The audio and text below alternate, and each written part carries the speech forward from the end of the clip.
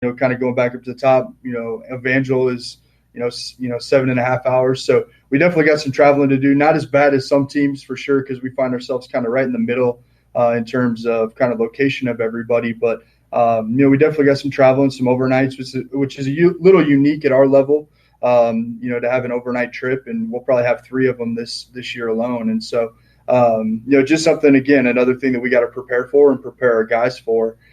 From that standpoint. But I mean, the ESPN game, that's always an exciting time, especially in our conference. We're one of 2 conferences to have a deal with ESPN. So, again, kind of yields to the product that we put on the field, and as a conference as a whole, kind of what we're able to do. But to be able to have a deal with ESPN and be able to have those games broadcasted on ESPN at the NAI level is a pretty big deal and pretty exciting for our guys and definitely for us coaches as well, just in terms of just getting our name out there and promotion. So, the travel is always tough, especially at that level. You don't have the big budgets to, just charter that plane and get to where you got to get. But, I remember luckily when the couple years I was at Avila, we only had one overnight trip each season. So, not having to stay overnight and the kids being able to sleep in their own beds. Not that, dorm rooms are the most comfortable, but, it's still home for them, for that short time. Yeah, for sure. So another game to note, though, definitely is the William Penn game. I know it's not a Kansas City, necessarily a local Kansas City team, but that's usually one of the fastest games in the NAI. We both run triple options, so it's a game that goes by very, very quickly, and it's over before you know it. So kind of a little bit of a rivalry in some. I think kind of each team coins it just because we're both triple option teams. It's definitely a game that we look forward to every single year, and we're excited to play every single year. So. Yeah. Do you guys run that out of the Flexbone? We do. Yeah, we run it out of Flexbone. Now we've kind of put a few wrinkles in there. I won't talk about it too much, but we've put a few wrinkles in there that does allow us to run some stuff out of gun as well. And so I'm not sure how much of that in the fall we'll run, but we definitely kind of have that capability now and have it installed into the playbook and into the offense.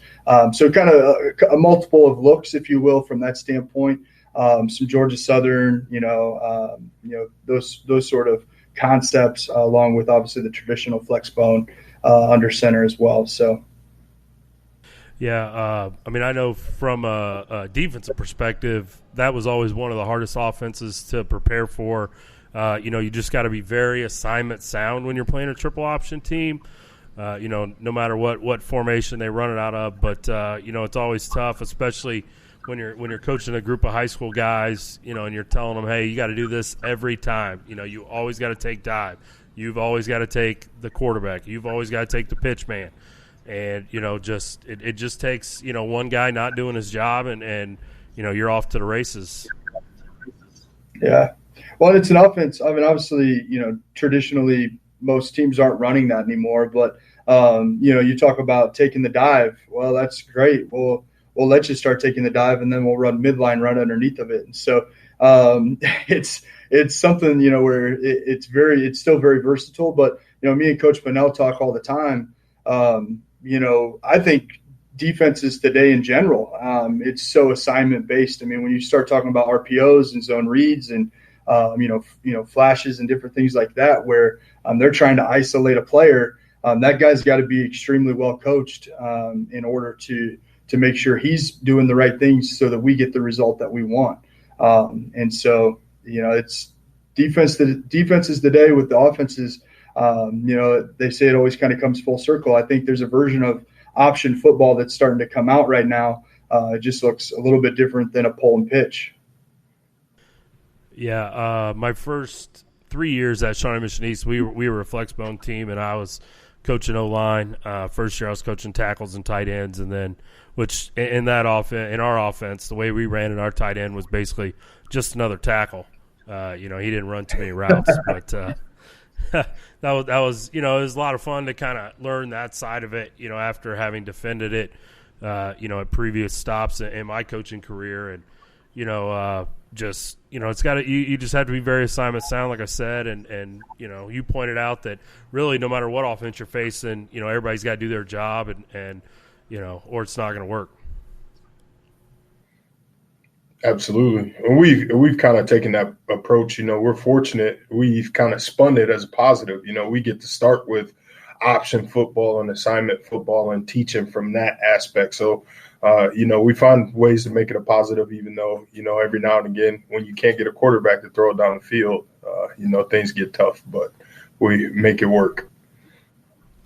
Yeah. I know when we were doing that at East, the hardest things for us to defend were, when we did have a team that could throw it around, just because, our guys didn't see that a ton in practice. And, it was harder for our scout guys to run those different offenses, those spread offenses that are a lot more common now, just because we were so compact in our flex bone.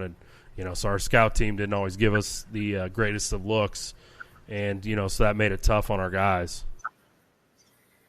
Yeah, and that's something that Coach Snyder is very, our head coach is very thoughtful of, and it's something that we are very diligent about, making sure we put ourselves in positions throughout practice where we can kind of get those looks and have a scout team that, maybe has a little bit different fundamentals. And we try to do a good job because, obviously that is kind of a downside, but yet again, we turn it into a positive and try to do the best that we can with what we have. So, it's something that we run into is really zone. We see a lot of zone teams, and being able to teach, option offensive linemen zone steps in a very short amount of time is not always the easiest thing. But our guys do a great job of paying attention and working with us to try to learn that the best that they can to give us the best look possible. Okay. Yeah, let's talk about your spring ball this year. I know you guys have already wrapped that up and done your spring game, but how was spring ball for you guys defensively? It was awesome. We as a staff, we decided to simplify a lot of the things that we were doing, took some things out, didn't install our whole package, things like that. And really just wanted to focus on some of the smaller details for our younger players. We've got quite a bit of experience coming back, but they are not like your juniors and seniors, like your typical football teams. We got a lot of sophomores and juniors coming back that have played some really big roles for us last year and kind of took their lumps. So we're really excited for some of the steps that those guys took after spring ball, as well as the few older guys that we have pieced in with that group as well. It's lining up to be a pretty exciting fall. Yeah, I know spring ball is super important at that level, being able to work with your guys because you don't see them during the summer much. How many of your guys get to stay around and kind of work there in the area during the summer and are around to come in for workouts and different things? Yeah, right now we've got about 18 to 20 guys that are sticking around. We got about 15 guys that are consistently lifting, as a unit, which, for us is probably a pretty average number, maybe a little bit on the higher side. But, the biggest thing as a staff that we've worked to do is try to find jobs for these guys, try to find housing for them over the summer. Some of them, honestly, some of them don't want to go home. They'd prefer to stick around here. But some of them would like to go home, but understand the value of sticking around the team and being around us and being around all summer. And so they kind of ultimately, arguably, I guess, make that sacrifice to stay around Peru. And it's not an easy place. It's not an easy place to spend a summer, to be honest. It's a town of 800 people, and they got to go 15 minutes either way to work, and then to come back and do workouts. And obviously in today's modern age, with Fortnite and 2K and everything else, guys, find plenty of stuff to do. But, at the end of the day, we definitely commend the guys that stick around. And, luckily for us, our athletic department has kind of been able to put some money towards a program that allows us to kind of monitor and keep accountability for the summer program. And so the program that I build is actually put into an application, and all of our guys have that on their phone. I can check when they're working out. I can see when they're checking in, those sort of things. And it allows us just some opportunity to kind of make sure the guys that, are doing what they're supposed to be doing, and the guys that aren't, we can at least have a, conversation and find out what their real priorities are, because maybe it's not football.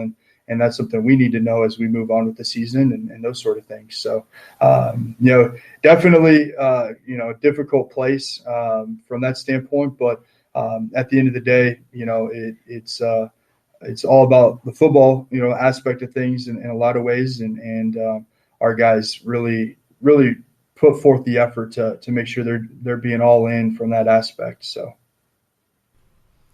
Yeah, I'm sure that Peru is not the hotbed of, the places, top 10 places to visit, or, where kids do want to spend their summer. But that is fantastic that you guys have a core group of, like you said, 15, 20 guys that are sticking around and value your program and your success and their success enough to, hang out and put in that extra time and get the extra workouts in and just be around their teammates. Yeah. Yeah, no, it's definitely not a hotbed. I mean, actually, we might have more oceanfront property or lakefront property than anywhere else in Nebraska right now, but hopefully that doesn't last very long. So you said you got some guys coming back on defense that have some playing experience for you guys that played in some games last year. They're not those typical junior seniors, but talk about some of those guys and who are going to be some of your leaders on your defensive unit. Yeah, we've got our two starting cornerbacks will be seniors. One guy from Texas, one guy from Florida. Those guys started every game last year and have started different games in the years before that. So kind of coming into their last go around with a lot of experience. One of our outside linebacker, strong safety type position guys, he'll be a junior, played every game for us last year. I was in top 3 categories on a lot of the statistics and everything. We've got one senior and 2 freshmen in the middle of our defensive line that are going to make a big impact for us. All 3 of those guys played quite a bit for us last year. And then we've got 2 seniors at defensive end that are as good as anybody in our league at pretty much anything you can ask them to do. So we're really looking forward to those guys having a big year. So I don't know if you want specific names there, but we've kind of got a couple guys at each level of our defense that we think are as good as everybody in our league. So we're pretty excited. Yeah, that's great. I coach D-line. We're more of a three-man front team, but we'll have one of our guys back. He is going to be a junior this year. He started every game for us as a sophomore, and I know as a young player, there were days where you could really tell that he was a sophomore and maybe even looked like a freshman, and then other days, he made every play on the field that we needed him to make. So, it can be kind of a double-edged sword there. Yeah, for sure. And that's one thing we, like Coach said, we're trying to take as much thinking out as possible, but yet still obviously have some schemes in place and some plays or some different opportunities to kind of give them some different looks, but yet try to take as much thinking out of it as possible. But, the two that'll be sophomore, defensive tackles that we have, there's some days during fall camp that, man, you would have thought that they were all conference guys. I mean, they just played phenomenal. And then you're right. There's some days where it's like, Mike, what are you thinking? and he can't tell you. And so that's how you know that, you're probably thinking too much. So, we try to do a good job of that and try to do as much as we can. One thing Coach Pannell is a big component of, and obviously, as a staff, we believe in it as well. But defensively, we do some visualization before every single practice. And we put guys in a quiet place and have them close their eyes. And it's just something that we feel, helps us and helps us kind of refocus. And like you said, all these guys are student athletes, and ultimately they're students first. And some of our guys have some real life situation stuff that they're dealing with on a daily basis in their personal lives. And to be able to put all that aside when we step onto the field, whether it's for a practice or for a game, can sometimes be a daunting task. So we do some visualization